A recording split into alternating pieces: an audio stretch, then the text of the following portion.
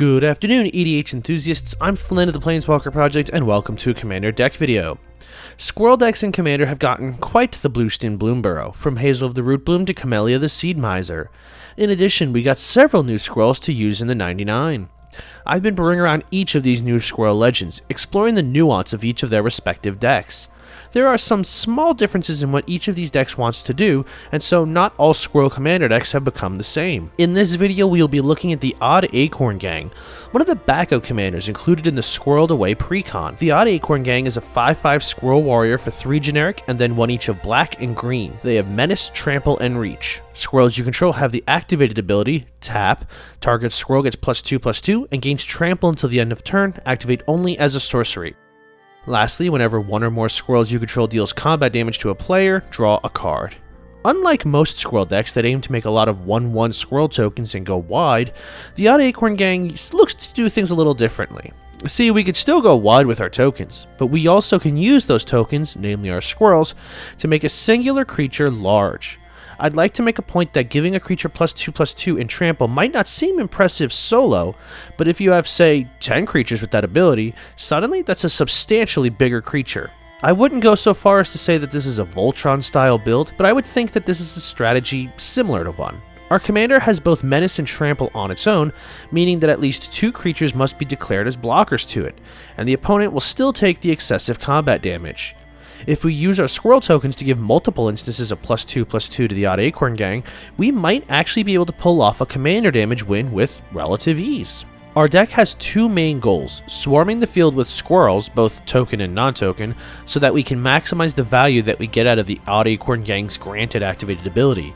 We can use our multiple Squirrel creatures to bulk up a few select Squirrels so we can threaten life totals with a singular behemoth of a threat and win through the trample damage. We can also pivot to a more straightforward token approach where we simply dump hordes of Squirrel tokens in play and swing in with all of them. Unlike some of our other variants, we are looking to maximize our Squirrel output, and so some combos are in the deck that we might not have included in my other brews. Let's start off with our first goal, making Squirrels, the more the better. The classic combo of Earthcraft and Squirrel's Nest is in this deck. The way this combo works is you use the Squirrel's Nest to enchant a basic land, which is then tapped to make a Squirrel. You can then use the Earthcraft ability, tapping that newly made Squirrel to untap the enchanted land, and repeat this process. This is a very pricey combo since Earthcraft is on the reserved list and is likely never to see a reprint. That being said, this does generate infinite Squirrel tokens that remain on the battlefield. But if you're wanting a more budget-friendly variant of this, we do have the Scurry Oak and Ivy Lane Denizen. Scurry Oak has evolved, but the relevant text of this card is the second ability, where it lets you create a 1/1 green Squirrel token whenever the Oak gets a +1/+1 counter.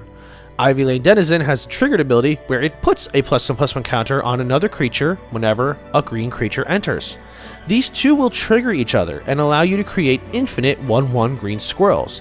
But because the Scurry Oak is a May ability, you can choose when you want to stop. We have our 3 Druids, Deranged Hermit, Draykeeper, and the Deep Forest Hermit.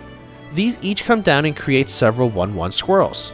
The Deep Forest Hermit and the Deranged Hermit both carry Anthem effects that give our Squirrels +1/+1. We want our Squirrels to get swole, and so these individually will give us Squirrels and do just that.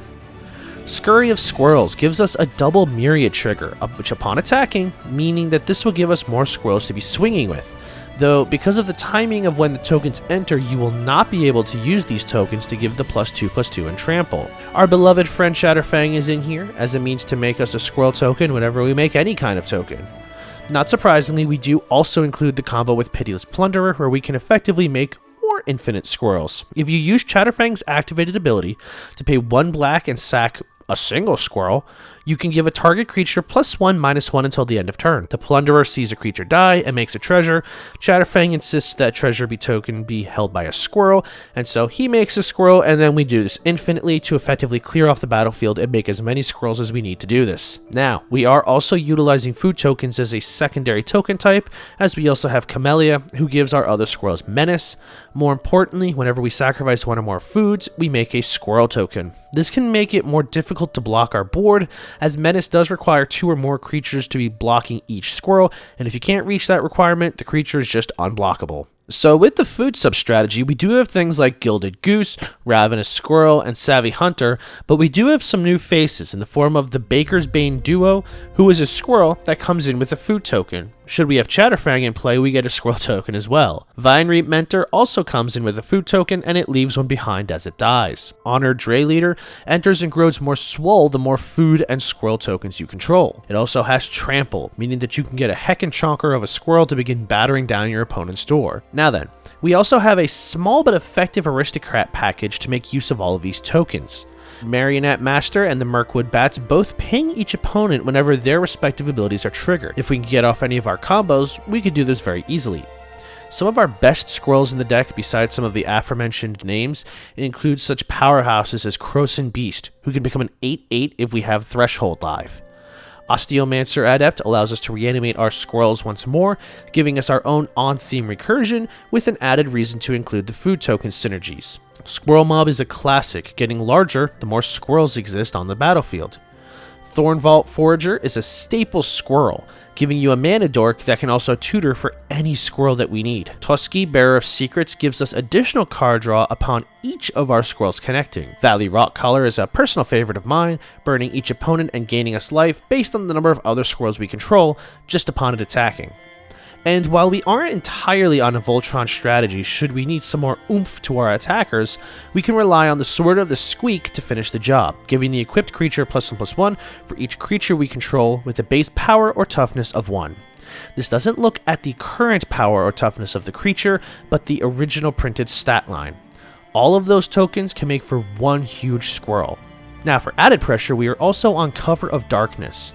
Since we can bulk up 3 squirrels to go at each opponent in a 4-player game, giving them fear makes them entirely unblockable by anything that isn't a black or artifact creature. Now in the event that we need to bulk up our squirrels further, we have Chitter Spitter, which we can trade a squirrel or any kind of token to buff up your squirrels a little bit more each time, and tap to produce a squirrel.